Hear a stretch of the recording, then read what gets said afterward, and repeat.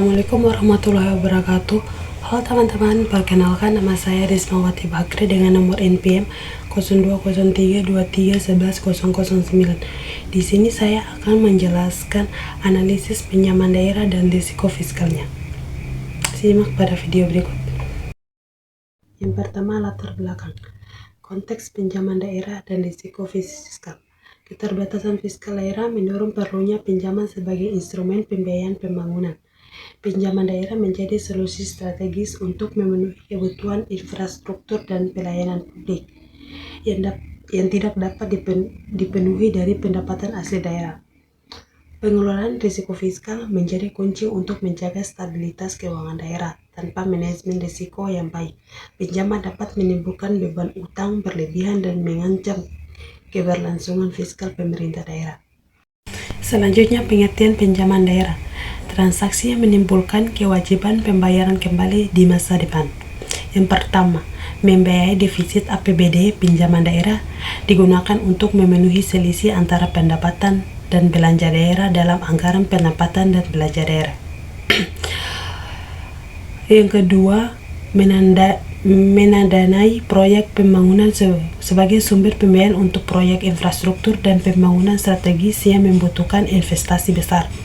Yang ketiga, menutup kesenjangan pembiayaan, mengatasi gap antara kebutuhan pembiayaan pembangunan dengan ketersediaan dana dari sumber pendapatan daerah.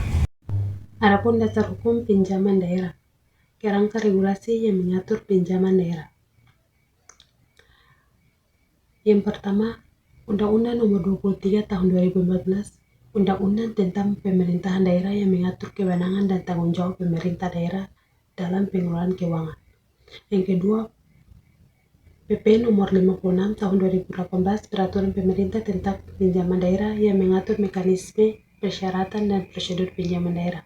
Yang ketiga, PMK terkait Peraturan Menteri Keuangan yang mengatur teknis pengelolaan utang daerah dan pelaporan keuangan. Jenis-jenis pinjaman. Jenis-jenis pinjaman daerah klasifikasikan berdasarkan sumber dan jangka waktu berdasarkan sumber pemerintah pusat, lembaga keuangan, pihak ketiga atau obligasi daerah. Adapun berdasarkan jangka waktu, jangka pendek kurang lebih dari 1 tahun, jangka menengah 1-5 tahun, jangka panjang lebih dari 5 tahun. Tujuan pinjaman daerah, manfaat strategis bagi pembangunan dan kesenjangan masyarakat. Yang pertama, meningkatkan pelayanan publik. Pinjaman daerah memungkinkan peningkatan kualitas layanan kesehatan, pendidikan, dan infrastruktur dasar dan untuk kesejahteraan masyarakat. Yang kedua, mempercepat pembangunan dengan akses pembiayaan tambahan. Proyek-proyek strategis dapat direalisasikan lebih cepat tanpa menunggu akumulasi pendapatan daerah. Yang ketiga, mendorong pertumbuhan ekonomi. Investasi infrastruktur dan fasilitas publik menciptakan multiplier efek yang mendorong aktivitas ekonomi dan lapangan kerja lokal.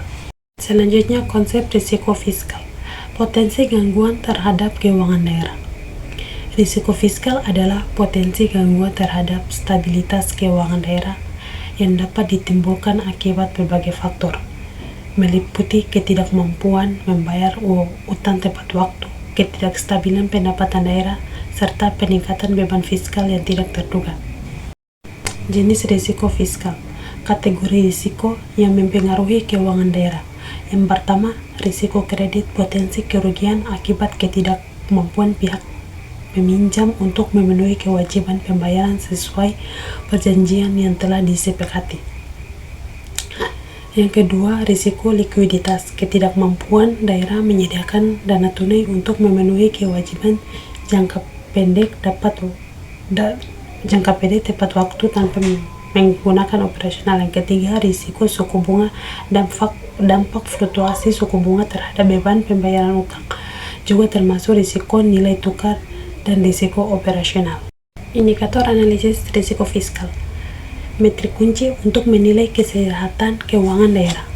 Yang pertama, rasio utang terhadap pendapatan mengukur proporsi utang daerah dibandingkan total pendapatan daerah. Semakin rendah rasio, semakin sehat kondisi fiskal daerah. Yang kedua, debt service coverage ratio atau DSCR mengukur kemampuan daerah membayar kewajiban utang tapi pendapatan operasional. Nilai ideal minimal 1,5 kali lipat. Yang ketiga, rasio defisit atau APBD dan kemandirian. Rasio defisit mengukur kesenjangan anggaran, sedangkan rasio kemandirian menilai kemampuan PAD membiayai belanja daerah. Adapun dampak pinjaman daerah, analisis dampak positif dan negatif. Yang pertama, dampak positif, mempercepatan pembangunan infrastruktur daerah, meningkatkan kualitas pelayanan publik, mendorong pertumbuhan investasi lokal, menciptakan lapangan kerja baru. Adapun dampak negatif, yang pertama, beban utang daerah meningkat signifikan, risiko gagal bayar yang mengancam stabilitas ketergantungan fiskal pada pinjaman, mengurangi fleksibilitas anggaran daerah. Strategi pengolahan risiko fiskal, pendekatan komprehensif untuk menjaga stabilitas keuangan daerah. Yang pertama, perencanaan matang menyusun rencana pinjaman yang terstruktur dengan proyeksi arus kas yang realistis dan jadwal pembayaran yang sesuai kapasitas fiskal.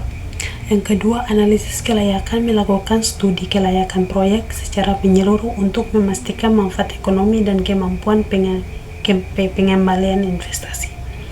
Yang ketiga, transparansi dan diversifikasi, menerapkan akuntabilitas pengelolaan pinjaman, diversifikasi sumber pendapatan daerah, dan pembatasan rasio utang yang prudent.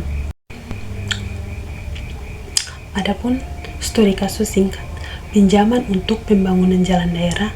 Sebuah kabupaten mengambil pinjaman jangka panjang untuk membangun jalan penghubungan antar kecamatan.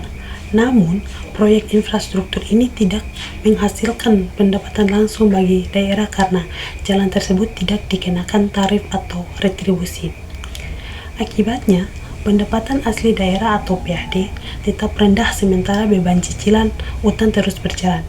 Kondisi ini menyebabkan risiko fiskal meningkat dengan rasio utang terhadap pendapatan yang semakin tinggi dan tekanan pada APBD daerah.